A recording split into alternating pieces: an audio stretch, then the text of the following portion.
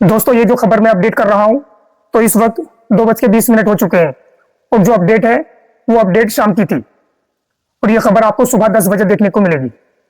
आइए middle east की कुछ खबरों पर बात करते हैं।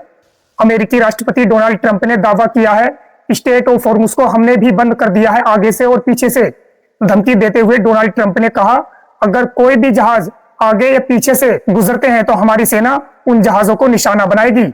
इस तरह की धमकी देकर डोनाल्ड ट्रंप ने स्टेट ऑफ हॉर्मुज को आगे और पीछे से बंद करने का दावा किया है। डोनाल्ड ट्रंप की इस धमकी को चुनौती देता हुआ चीन का एक जहाज स्टेट ऑफ हॉर्मुज से पार होकर चीन की ओर रवाना हो गया है।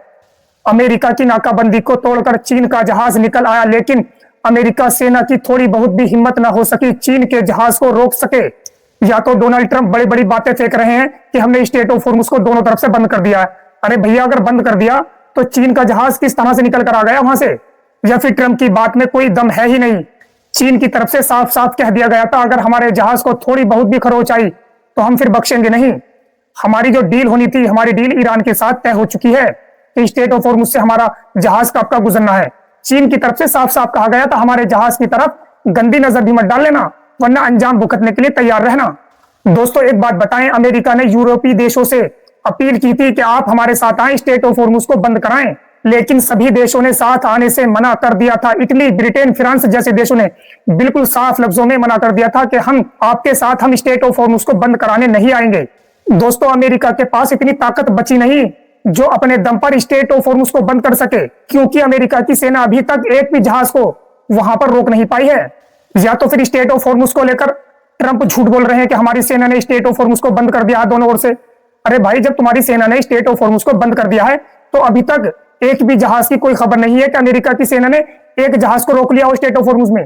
अभी कोई किसी तरह की कैसी खबर नहीं है। डोनाल्ड ट्रंप सरासर बिल्कुल झूठ बोल रहे हैं कि हमने स्टेट ऑफ हॉर्मुज को दोनों ओर से बंद कर लिया है। ईरानी सांसद की तरफ से बयान आया। ईरानी सांसद हामिद रेजा की तरफ से कहा गया, अगर कोई भी देश अमेरिका के साथ आता है तो हम उस देश के जहाज को गुजरने के लिए 2 गुनी लागत देनी पड़ेगी। यूरोपीय देशों में जो 20% तेल इस्तेमाल किया जाता है वो तेल स्टेट ऑफ हॉर्मुज से ही गुजार कर लाया जाता है।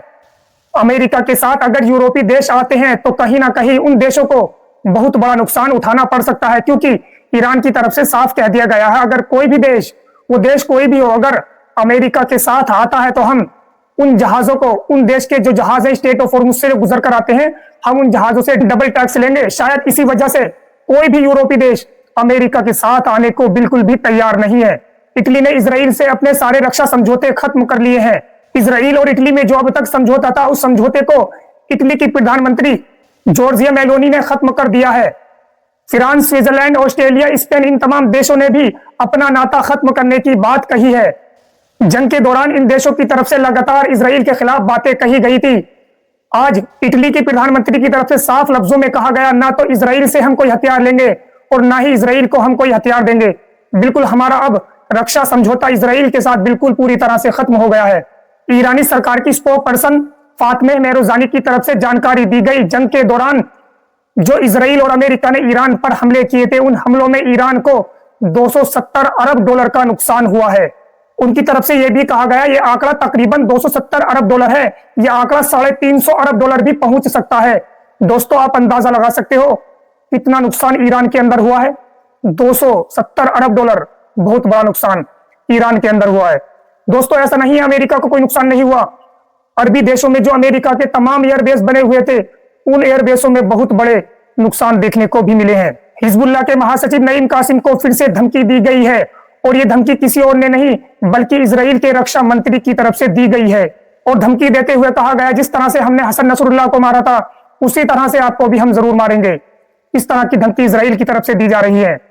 दोस्तों, ये बुज़दिल लोग हैं, इन्हें ऐसा लगता है कि हम गाजा, फिलिस्तीन, हिजबुल्लाह, ईरान, इन तमाम देशों के नेताओं को मार देंगे फिर हमारा ही कंट्रोल होगा। इन बेवकूफों को यह नहीं पता इन्होंने गाजा में कितने बड़े बड़े लीडरों को मार दिया, इन्होंने कितने बड़े बड़े ईरान में लीडरों को मार दिया।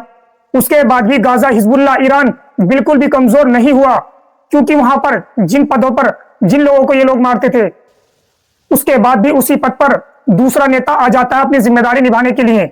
गाजा, हिजबुल्लाह, ईरान के अंदर नेताओं की एक चैनसी देखने को मिली कि अगर आप एक को मारोगे तो 10 तैयार मिलते हैं। बिल्कुल किसी तरह का भी गाजा, ईरान के नेताओं के अंदर डर देखने को ही नहीं मिला। इन बेवकूफों को यह लगता है कि हम नेताओं को मार देंगे और फिर हमारा ही कंट्रोल होगा। खैर, इस रिपोर्ट्स में इतना ही। अगली खबर के साथ फिर मिलते हैं। अल्लाह हाफिज।